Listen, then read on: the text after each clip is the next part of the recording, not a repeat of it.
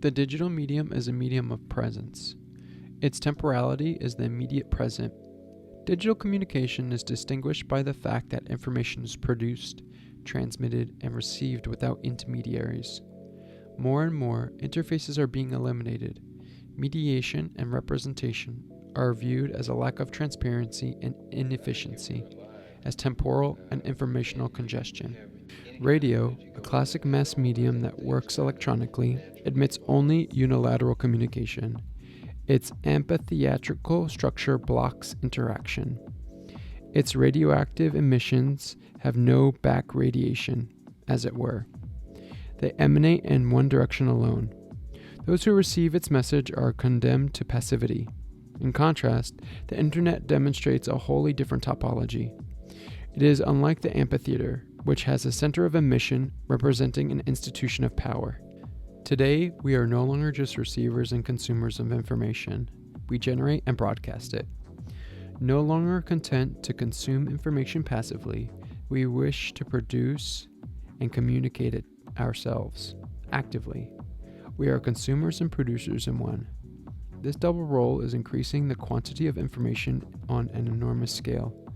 The digital medium does not simply provide windows for passive watching. It also offers doors through which we relay the information that we generate. Windows on a computer are windows with doors. They communicate with other windows without intermediary spaces or authorities. Digital windows open not onto a public space, but onto other windows. This sets digital media apart from mass media such as radio or television. In fact, media such as blogs, Twitter, and Facebook demediate communication. Today's society of opinion and information is based on such demediatization communication. Everyone is producing and transmitting information. Because of the demediatization of communication, journalists, elite opinion makers, indeed the erstwhile priests of opinion, now seem increasingly anachronistic and superfluous. The digital medium is in the course of abolishing all priestly classes. General demediatization is putting an end to the era of representation.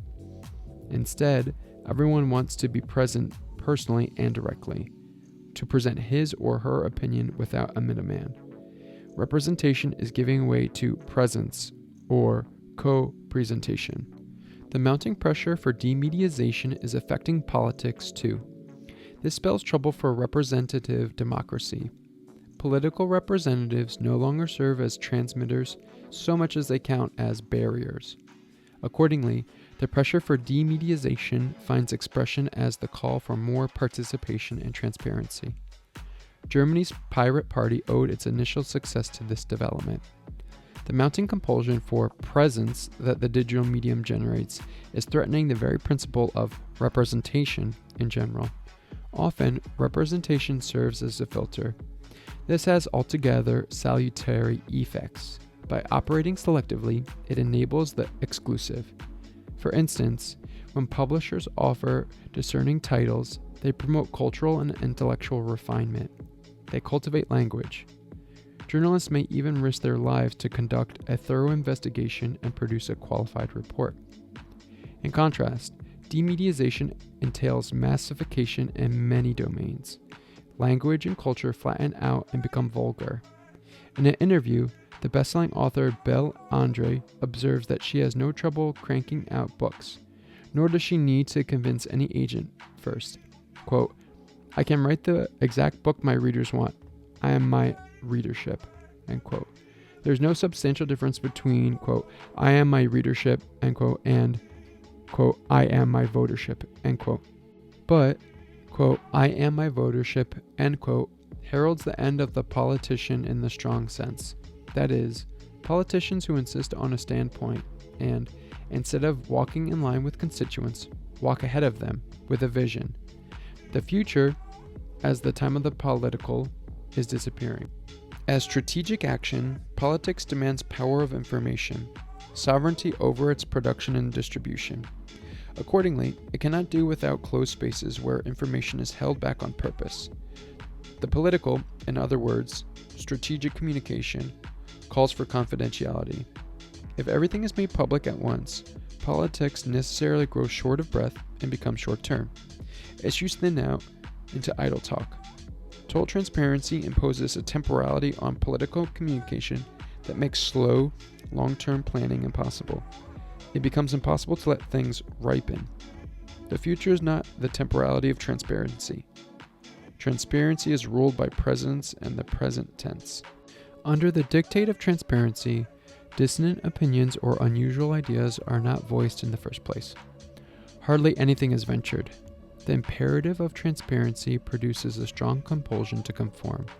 Like constant video surveillance, it gives rise to the feeling of being watched. Therein lies the panoptic effect. Ultimately, it comes to a Gleichschaltung of communication, the repetition of the same.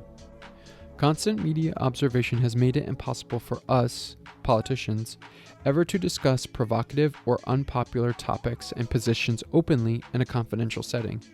You always have to count on somebody passing it on to the press. The author Dirk von Gelm claims to be making writing itself transparent. Yet what would wholly transparent writing really mean? For Peter Hankt, writing is a lonesome expedition. It sets out for the unknown, where no one has gone before. In this, it's like taking action or thinking, in the strong sense of the word. Thought for Heidegger means setting out alone, off the beaten track. The, quote, beat of the wing, end quote, of arrows touches him, quote, every time he takes a substantial step and ventures onto untrodden paths, end quote. In fact, the call to make writing transparent amounts to abolishing it. Writing is an exclusive activity. In contrast, collective and transparent writing is merely additive. It has no capacity to bring forth the wholly other, the singular. Transparent writing simply brings information together. The way of the digital is addition. The demand for transparency is reaching far beyond a call for participation or freedom of information. It heralds a paradigm shift.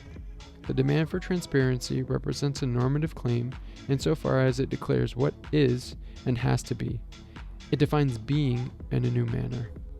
In an interview, Michael Butor recently remarked that literature is facing an intellectual crisis too. Quote, we're not just living in an economic crisis, we're also living in a literary crisis. European literature is threatened. What we're now experiencing in Europe is a crisis of the spirit, end quote. When asked how to recognize the crisis, he replied, quote, for the last 10 or 20 years, almost nothing has been happening in literature. There's a tide of publications, but an intellectual standstill. The reason is a crisis of communication.